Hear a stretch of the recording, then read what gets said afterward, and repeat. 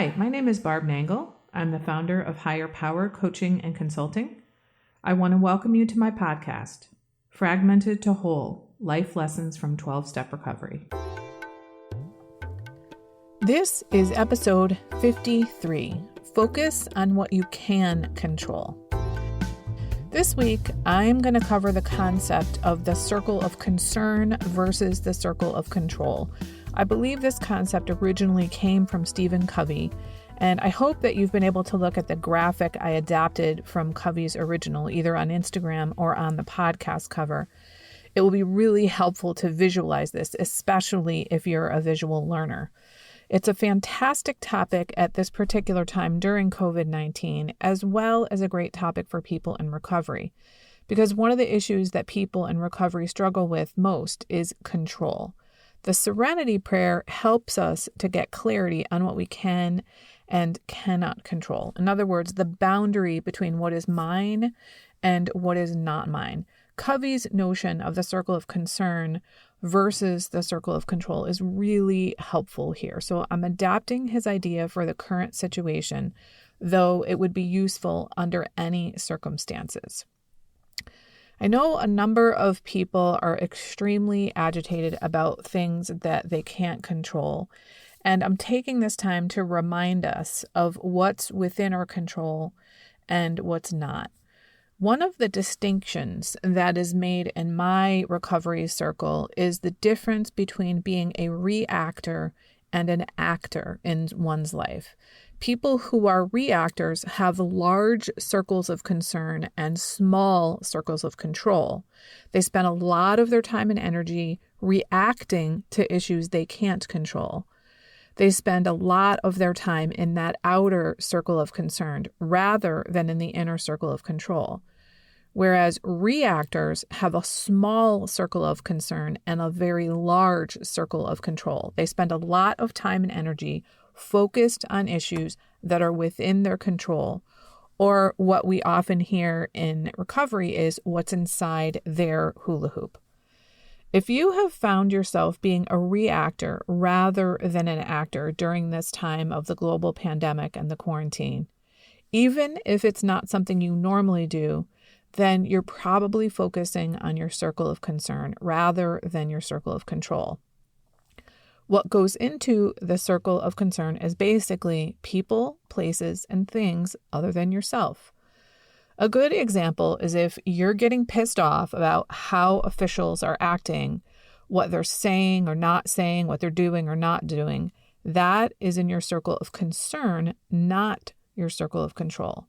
If you're focused on the global economy, the future, what's going to happen after the quarantine lifts, then you're being a reactor rather than an actor, which is usually anxiety-provoking and might even paralyze you from taking action.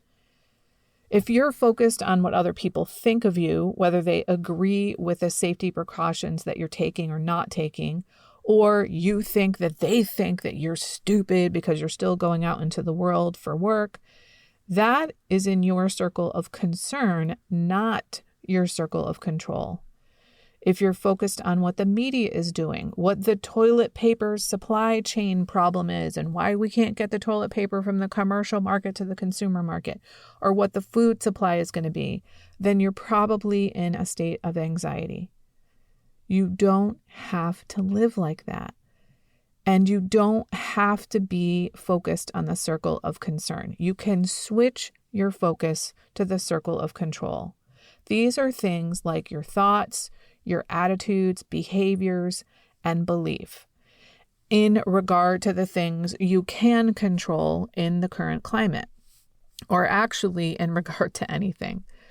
These include things like when you're going to respond to others when they contact you, or whether you're going to respond at all.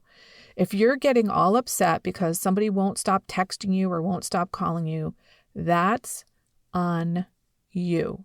Other people's behavior is in your circle of concern, not your circle of control. Your behavior is in your circle of control. You can silence your phone. You can put your phone down. You do not have to respond. That was actually news to me when I first came into recovery. I felt like I absolutely had to respond to people. I was compelled. And it was really difficult for me to stop that process, but it is possible. In fact, right now, I'm giving you permission. You do not have to respond unless and until you're ready. If it's causing you anxiety or resentment, then don't do it. Now, there will be consequences to your actions, to be sure, but you get to decide what those consequences mean to you. If it would be 100 times worse for you to avoid calls for a while than it would be to pick up the phone, and you decide to pick up the phone, then that is a choice you are making. It is not on the other person. It is not their responsibility. It's yours. And your reaction is yours as well. It may not feel like it's yours. It may not feel like it's a choice, but it is. I am living proof that you can actually change when and whether to respond to people and how you manage your response to that. It may be a difficult journey, but we train people how to treat us. And you may need to retrain your people. But trust me, it's possible. Another thing that's within your control is what kind of recreational activities you're spending your time on. There's all kinds of things you can do, whether they're online or outdoors or in your house. You can play board games, go bike riding, go for walks, build puzzles, cook, do arts and crafts, build things, garden, tinker. Whatever it is you want to do, you are in charge of structuring your time and other people are not. Even if you have a work schedule, you don't actually have to participate in that. Yes, you might get fired if you don't, but that's a choice you're making. It may not feel like a choice. It may feel like a really shitty choice, but it is a choice. And I know that for me, when I feel like I'm making a choice about something, it feels much better than like I have to do something. You can also focus on where you're spending your money, whether you're not affected at all financially by the global pandemic or whether you're financially devastated by it. The amount of money that you do have is within your purview to decide how you're going to spend it or not spend it. The amount of information and news and the sources of information and news that you're choosing to gather information from are also up to you. I've talked to so many people who've said, I finally had to turn the news off. I just couldn't tolerate it. I personally don't listen to the news, but I do get information about what's going on from credible sources, and I limit my exposure to that information. Otherwise, it's anxiety provoking for me. It's also up to you what safety precautions you are taking or not taking. Are you washing your hands regularly and thoroughly? If you have to go out in public for groceries, are you wearing gloves and wearing a mask, staying 6 feet away from people? You're also in charge of who you stay connected with during this time. If there are people that give you energy and make you feel loved, then make sure you're staying connected with those people. And if there are people who are toxic and drain your energy and are anxiety provoking, then spend less or no time with those people. These are all within your circle of control, as is your attitude. If you decide this is the end of the world, then it's going to feel like the end of the world for you. But if you decide that you can take this opportunity as a restart for your life, or the world gets an opportunity for a restart, then your day-to-day life is going to be a lot better because what you focus on gets magnified. If you're always looking for disaster, you're going to find it. And if you're always looking for good things, you're going to find them. If you look for the silver lining, you can always find it. If you look for the helpers, you will always find them.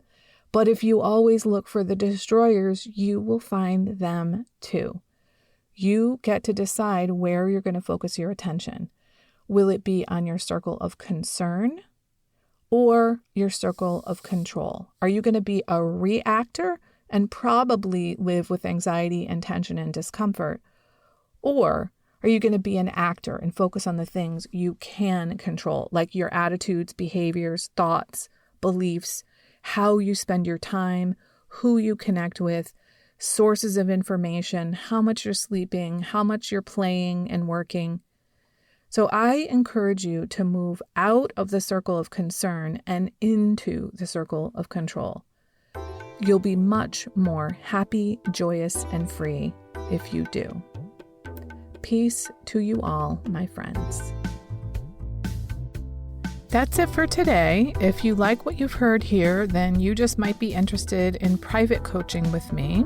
If that sounds like you, head on over to my website, which is higherpowercoachingandconsulting.com, and click on the contact menu. I'd be happy to schedule a consultation with you to help you make lasting changes in your life, like I've made deep, lasting changes in my life. My ideal client is someone who is ripe for change, but I'll coach anyone who wants to be happy, joyous, and free. So if that's you, shoot me an email. I'd love to hear from you. Thanks for listening. Be sure to like and subscribe so you can be sure to get future episodes of my podcast. Thanks again.